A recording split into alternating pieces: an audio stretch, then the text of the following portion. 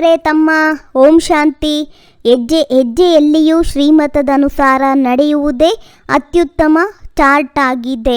ಯಾವ ಮಕ್ಕಳಿಗೆ ಶ್ರೀಮತದ ಬೆಲೆ ಇದೆಯೋ ಅವರು ಅವಶ್ಯವಾಗಿ ಮುರುಳಿಯನ್ನು ಓದುತ್ತಾರೆ. ಜೀವನದಲ್ಲಿ ಯಾವ ದಿನದ ಬಗ್ಗೆಯೂ ಪಶ್ಚಾತ್ತಾಪ ಪಡಬೇಡಿ. ಒಳ್ಳೆಯ ದಿನಗಳು ಸಂತೋಷ ಕೊಡುತ್ತವೆ, ಕೆಟ್ಟ ದಿನಗಳು ಅನುಭವದ ಜೊತೆ ಪಾಠ ಕಲಿಸುತ್ತವೆ. ಓಂ ಶಾಂತಿ ಅಣ್ಣ.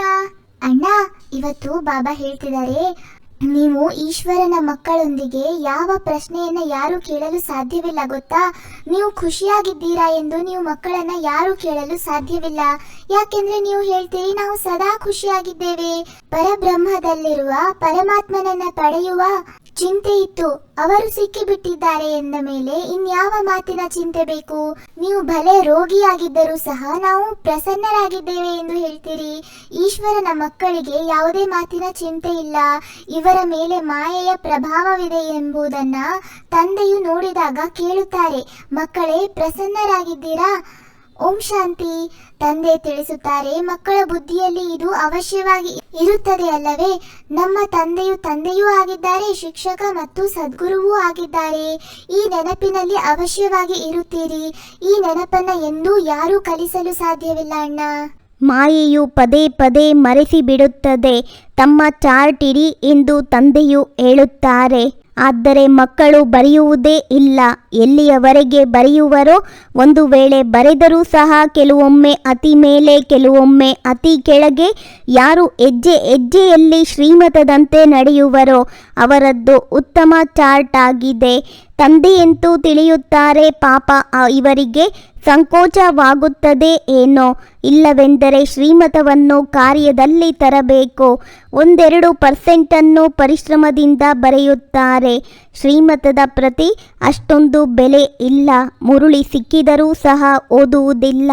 ಅವರ ಹೃದಯಕ್ಕೆ ಅವಶ್ಯವಾಗಿ ಈ ರೀತಿ ಎನಿಸಬಹುದು.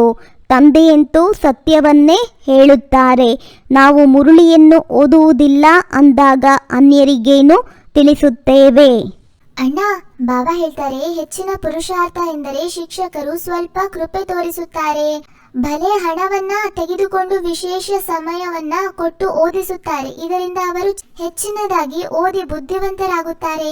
ಆದರೆ ಇಲ್ಲಿ ತಂದೆಯು ಎಲ್ಲರಿಗೆ ಒಂದೇ ಮಹಾ ಮಂತ್ರವನ್ನ ಕೊಡುತ್ತಾರೆ, ಮನ್ಮನಾಭವ. ತಂದೆಯೊಬ್ಬರೇ ಪತಿತ ಪಾವನನಾಗಿದ್ದಾರೆ. ಅವರ ನೆನಪಿನಿಂದಲೇ ಪಾವನರಾಗುತ್ತೇವೆ. ಅದು ನೀವು ಮಕ್ಕಳ ಕೈಯಲ್ಲಿಯೇ ಇದೆ. ಎಷ್ಟು ನೆನಪು ಮಾಡುವಿರೋ ಅಷ್ಟು ಪಾವನರಾಗುವಿರಿ. ಎಲ್ಲವೂ ಪ್ರತಿಯೊಬ್ಬರ ಪುರುಷಾರ್ಥದ ಮೇಲೆ ಆಧಾರಿತವಾಗಿದೆ. ಅವರಂತೂ ತೀರ್ಥಯಾತ್ರೆ ಮಾಡಲು ಒಬ್ಬರು ಇನ್ನೊಬ್ಬರನ್ನ ನೋಡಿಯಾದರೂ ಹೋಗುತ್ತಾರೆ. ನೀವು ಮಕ್ಕಳು ಸಹ ಬಹಳಷ್ಟು ಯಾತ್ರೆ ಮಾಡಿದ್ದೀರಿ. ಅದರಿಂದ ಏನಾಯಿತು? ಈ ಅಂಸೋನ ಮಂತ್ರವು ಸದಾ ಬುದ್ಧಿಯಲ್ಲಿ ನೆನಪಿರಬೇಕು. ಇಲ್ಲವೆಂದರೆ ಹೇಗೆ ಚಕ್ರವರ್ತಿ ರಾಜರಾಗುತ್ತೀರಿ? ಮನುಷ್ಯರಂತೂ 84 ಜನ್ಮಗಳ ಚಕ್ರದ ಅರ್ಥವನ್ನು ತಿಳಿದುಕೊಂಡಿಲ್ಲ. ಭಾರತದ ಉತ್ಥಾನ ಮತ್ತು ಪತನದ ಗಾಯನವಿದೆ. ಸತೋ ಪ್ರಧಾನ, ಸತೋ ರಜೋತಮೋ, ಸೂರ್ಯವಂಶಿ, ಚಂದ್ರವಂಶಿ. ಈಗ ನೀವು ಮಕ್ಕಳಿಗೆ ಎಲ್ಲವೂ ಅರ್ಥವಾಗಿದೆ. ತಂದೆ ಬೀಜರೂಪನೆಂದು, ಜ್ಞಾನಸಾಗರನೆಂದು ಹೇಳಲಾಗುತ್ತದೆ. ಅವರು ಈ ಸೃಷ್ಟಿ ಚಕ್ರದಲ್ಲಿ ಬರುವುದಿಲ್ಲ. ನಾನಾತ್ಮನೇ ಪರಮಾತ್ಮನಾಗಿ ಬಿಡುತ್ತೇನೆಂದಲ್ಲ. ತಂದೆಯು ತನ್ನ ಸಮಾನ ಜ್ಞಾನಪೂರ್ಣರನ್ನಾಗಿ ಮಾಡುತ್ತಾರೆಯೇ ಹೊರತು ತನ್ನ ಸಮಾನ ಭಗವಂತನನ್ನಾಗಿ ಮಾಡುವುದಿಲ್ಲ. ಈ ಮಾತುಗಳನ್ನು ಮಾಡುತ್ತಾರೆಯೇ ಹೊರತು ತನ್ನ ಸಮಾನ ಭಗವಂತನನ್ನಾಗಿ ಮಾಡುವುದಿಲ್ಲ. ಈ ಮಾತುಗಳನ್ನು ಬಹಳ ಚೆನ್ನಾಗಿ ಅರಿತುಕೊಳ್ಳಬೇಕು. ಆಗಲೇ ಬುದ್ಧಿಯು ಕೆಲಸ ಮಾಡುತ್ತದೆ. ಈ ಜಗತ್ತಿನಲ್ಲಿ ಯಾರೂ ಮೇಲಲ್ಲ, ಯಾರೂ ಕೀಳಲ್ಲ, ಸಮಾನರೂ ಅಲ್ಲ. ಪ್ರತಿಯೊಬ್ಬರೂ ಹೋಲಿಕೆಗೆ ಸಿಗದ ವಿಶಿಷ್ಟ ವ್ಯಕ್ತಿಗಳು. ಅಣ್ಣ, ಬಾಬಾ ಹೇಳ್ತಾರೆ, ಮನುಷ್ಯರು ಇಲ್ಲಿಯ ಶಬ್ದಗಳನ್ನ ಅರಿತುಕೊಳ್ಳಲು ಸಾಧ್ಯವಿಲ್ಲ. ಯಾರಾದ್ರೂ ನಿಮ್ಮನ್ನ ಕೇಳಿದರೆ ನೀವು ಹೇಗೆ ಹೇಳಬಹುದು, ನಾವು ಈಶ್ವರನ ಮಕ್ಕಳಾಗಿದ್ದೇವೆ ಅಂದ ಮೇಲೆ ನಮ್ಮೊಂದಿಗೆ ಯೋಗಕ್ಷೇಮವನ್ನು ಕೇಳುತ್ತೀರಿ?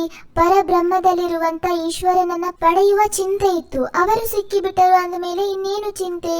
ಇದು ಸದಾ ನೆನಪಿರಬೇಕು. ನಾವು ಯಾವ ಮಕ್ಕಳಾಗಿದ್ದೇವೆ ಎಂಬ ಜ್ಞಾನವೂ ಸಹ ಬುದ್ಧಿಯಲ್ಲಿದೆ. ಯಾವಾಗ ಪಾವನರಾಗಿ ಬಿಡುತ್ತೇವೆಯೋ ಆಗ ಯುದ್ಧವು ಪ್ರಾರಂಭವಾಗುವುದು. ಮನುಷ್ಯರು ನಿಮ್ಮನ್ನ ಅವಶ್ಯವಾಗಿ ಕೇಳುತ್ತಾರೆ ಅಂದಾಗ ನೀವು ಅವಶ್ಯವಾಗಿ ಹೇಳುತ್ತೀರಿ.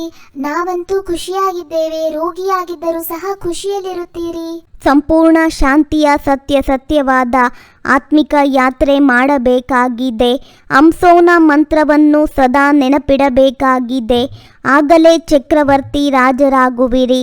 ಮನಸ ವಾಚ ಕರ್ಮಣ ಬಹಳ ಶುದ್ಧವಾಗಿರಬೇಕಾಗಿದೆ. ಒಳಗೆ ಯಾವುದೇ ಕೊಳಕಿರಬಾರದು. ಹೆಜ್ಜೆಯಲ್ಲಿ ಎಚ್ಚರಿಕೆಯಿಂದಿರಬೇಕಾಗಿದೆ. ಶ್ರೀಮತದ ಪ್ರತಿ ಗೌರವವನ್ನಿಡಬೇಕಾಗಿದೆ ಅಂತ ಬಾಬಾ ಹೇಳ್ತಿದ್ದಾರೆ ತಮ್ಮ. ಅಣ್ಣ, ಬಾಬಾ ನಮ್ಮೆಲ್ಲರಿಗೂ ವರದಾನ ಕೊಡ್ತಿದ್ದಾರೆ. ನಿರ್ಮಾಣತೆಯ ಗುಣವನ್ನ ಧಾರಣೆ ಮಾಡಿ ಎಲ್ಲರಿಗೂ ಸುಖವನ್ನ ಕೊಡುವಂತಹ ಸುಖದೇವ, ಸುಖ ಸ್ವರೂಪ ಭವ. ತಾವು ಮಹಾನ್ ಆತ್ಮಗಳ ಗುರುತು ಆಗಿದೆ ನಿರ್ಮಾಣತೆ.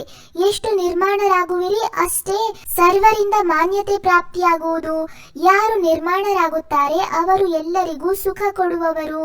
ಎಲ್ಲೇ ಹೋಗಲಿ, ಏನೇ ಮಾಡಲಿ ಅದು ಸುಖದಾಯಿಯಾಗಿರುವುದು.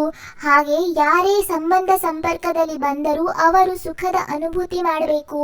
ಆದ್ದರಿಂದ ತಾವು ಬ್ರಾಹ್ಮಣ ಆತ್ಮಗಳ ಗಾಯನವಿದೆ, ಸುಖ ಸಾಗರನ ಮಕ್ಕಳು, ಸುಖ ಸ್ವರೂಪ, ಸುಖ ದೇವ ಎಂದು.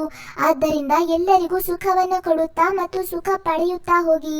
ಯಾರಾದರೂ ನಿಮಗೆ ದುಃಖ ಕೊಟ್ಟರೂ ಸಹ ನೀವು ತೆಗೆದುಕೊಳ್ಳಬೇಡಿ. ಅಣ್ಣ, ಇಂದಿನ ಸ್ಲೋಗನ್ ಆಗಿದೆ, ಎಲ್ಲರಿಗಿಂತ ದೊಡ್ಡ ಜ್ಞಾನಿ ಅವರೇ ಆಗಿದ್ದಾರೆ ಯಾರು ಆತ್ಮ ಅಭಿಮಾನಿಯಾಗಿರುತ್ತಾರೆ. ನಿಮ್ಮೆಲ್ಲರಿಗೂ ಈ ಅಣ್ಣ ತಮ್ಮನ ಮುರುಳಿಯ ಕಾನ್ವರ್ಸೇಷನ್ ಇಷ್ಟ ಆಗಿದ್ರೆ ಲೈಕ್ ಮಾಡಿ, ಶೇರ್ ಮಾಡಿ ಹಾಗೂ ಈ ಚಾನೆಲ್ ಅನ್ನ ಸಬ್ಸ್ಕ್ರೈಬ್ ಆಗೋದನ್ನ ಮರಿಬೇಡಿ. ಓಂ ಶಾಂತಿ.